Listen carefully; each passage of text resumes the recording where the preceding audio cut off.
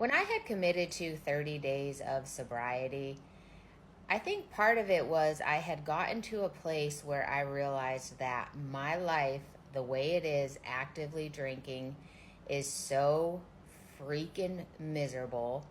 I hate everything about it. I hate the vicious cycle I'm stuck in. I hate the anxiety. I hate the regret. I hate the depression. I hate just the whole thing.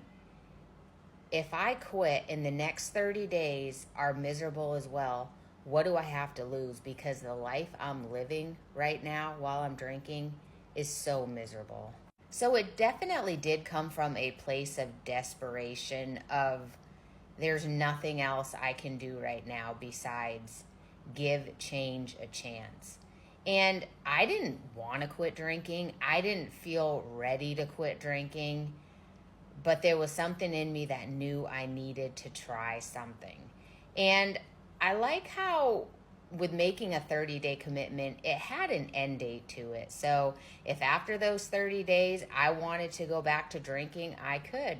And I think having that in the back of my mind kept me from doing all the future tripping in those first initial days, weeks, where the cravings were horrible, where my thoughts were so obsessive. How am I going to do this? How am I going to get through this? If in the back of my mind I knew that this is forever, you are never going to drink again, that would have put so much more stress on me, and I don't know that I would have been able to make it those 30 days. But at the end of those 30 days, I couldn't deny where some areas of my life had gotten better. I mean, it was slight. It wasn't like everything was just perfect and my life was completely different. But I noticed I was less depressed. I had less anxiety. I started sleeping better at night. I had more energy in the morning. I had more motivation. And I noticed just an overall sense of well being.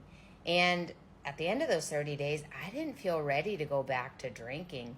I felt like I had tasted enough of the goodness that comes from sobriety that it made me want to keep going. And that momentum just kept building and building. And here I am today, coming up on 21 months sober.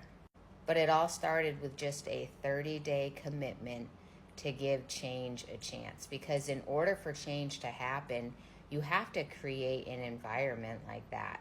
And if you're still actively drinking, keeping the same structure, keeping the same routine, doing the same thing over and over again, how can we ever expect better results? How can we ever expect better sleep, better mental health, better physical health?